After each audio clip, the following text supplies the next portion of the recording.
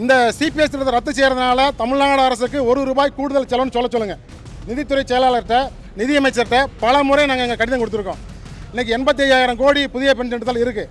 CBS திட்டத்தை ஒருவேளை ரத்து செஞ்சாங்கன்னா அரசாங்கத்தினுடைய பங்களிப்பு 42,500 கோடியை அரசாங்கமே எடுத்துக்கணும். இதில் எங்கே அரசாங்க செலவினம் வரப்போகுது? அதனால் இந்த செலவினங்கிறது தவறான ஒரு விஷயம். நீங்கள் தேர்தல் தயாரிப்பு குழுவில் இன்றைக்கு இருக்கக்கூடிய அதே நிதியமைச்சர், முன்னாள் நிதியமைச்சர் உள்ளிட்ட பல்வேறு விவரம் தெரிஞ்ச நபர்கள்லாம் சேர்ந்து தான் அந்த தேர்தல் அறிக்கையை தயாரித்தாங்க. வாக்குறுதி 309 நாங்கள் குழு அமைப்புன்னு சொல்லலை, இல்லை காலதாமதப்படுத்தணும்னு சொல்லலை. எங்கள் ஆட்சி வந்தால் உடனடியாக புதிய பென்ஷன் ரத்து செய்கிறேன்னு சொன்னாங்க. அவர் சொன்னபடி ரத்து செய்யலைனால தான் இந்த போராட்டத்தை நாங்கள் முன்னெடுத்திருக்கோம். இந்தியாவில் பல்வேறு மாநிலங்களில் மிக சமீபத்தில் ராஜஸ்தான், சத்தீஸ்கர், ஜார்க்கண்ட், ஹிமாச்சல் பிரதேசில் புதிய பென்ஷன் ரத்து பண்ணியிருக்காங்க.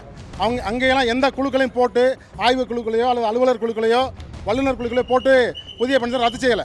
ஆக இந்த நிலையில் அரசு ஊழியருடைய ஆசிரியருடைய போராட்டத்தை குறைப்பதற்காக, மட்டுப்படுத்துவதற்காக இந்த அமைக்கப்பட்ட குழுவை தமிழ்நாடு அரசு திரும்பப் பெற வேண்டும் என்று சிபிஎஸ் இயக்கம் கேட்டுக்கொள்கிறது.